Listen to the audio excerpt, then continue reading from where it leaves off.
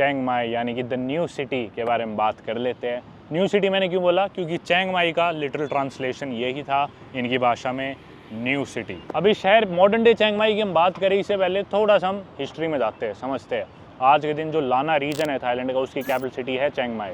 लेकिन पहले यहाँ पे क्या था, तो मॉडर्न डे थाईलैंड से पहले यहाँ पे कई सारे किंगडम्स एग्जिस्ट करते थे, राजाओं के एम्पायर्स होते थे।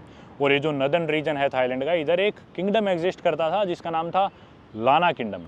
लाना का मतलब होता है मिलियन राइस फील्ड्स। जी हाँ, लाना किंगडम के नाम पे ही ये लाना रीजन बना। और पहले जो लाना किंगडम था लेट 13th सेंचुरी में, शायद 1296 में इसे फॉर्म किया गया था किंग मगरई के द्वारा, और उन्होंने ही ये सिटी बसाई थी, ये शहर बसाया था जिसको हम चिंग माई के नाम से जानते हैं। लाना का मतलब मिलियन राइस फील्ड्स, और उसकी कैपिटल सिटी, उसका गढ़, उसका जो टाउन बसाया गया था, मेन जो उसकी कैपिटल थी ये चिंग माई, इसका मतलब होता है न्यू सिटी, यानी कि मिलियन राइस फील्ड्स की न्यू सिटी, यानी कि Chiang Mai the capital of the Lanna kingdom. और ये जो लाना किंगडम था, इसमें मॉडर्न डे थाईलैंड का ये नदर्न रीजन तो आता ही था, इसके अलावा इसके पड़ोसी देश लाओ का भी कुछ पार्ट आता था, म्यांमार यानी कि बर्मा देश का भी कुछ पार्ट इस लाना किंगडम के अंडर आता था।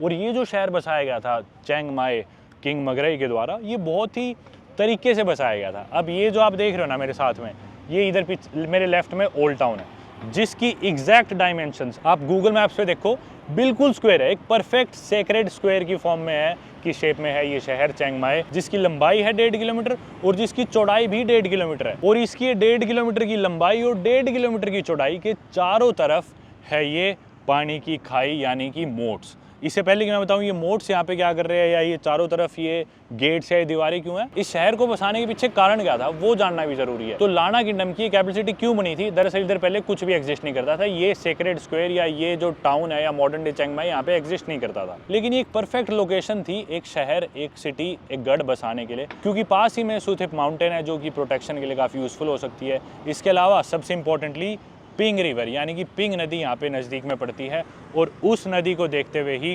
किंग मगराई ने यहाँ पे शहर बसाया सेक्रेड स्क्वायर की फॉर्म में, 1.5 किलोमीटर लंबाई, 1.5 किलोमीटर चौड़ाई।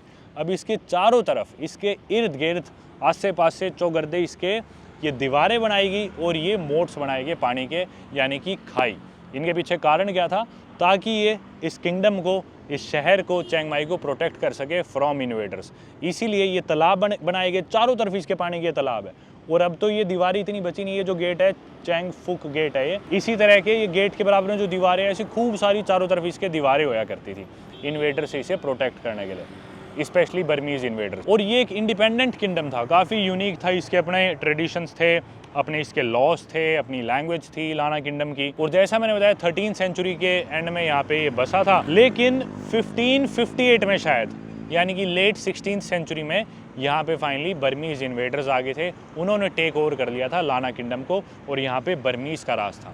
लेकिन फाइनली 1700s में जब थाईलैंड देश के उस समय के जो और किंगडम्स थे, तो इनफैक्ट जो बैंकॉक, जो मॉडर्न डे बैंकॉक है, उस एरिया के जो भी लोकल लीडर्स थे, लोकल हीरोज़ थे, लोकल किंग्स थे, उन्होंने मिलके फिर इन बर्मीज को किक आउट कर दिया यहाँ से। और ये अब जो मॉडर्न डे चिंग माई आप देखते हो, या फिर जो लाना रीजन आप देखते हो मॉडर्न डे थाईलैंड का, ये फॉर्म हुआ था, और फाइनली ये थाईलैंड देश के अंडर आ गया था ये पार्ट, ये रीजन।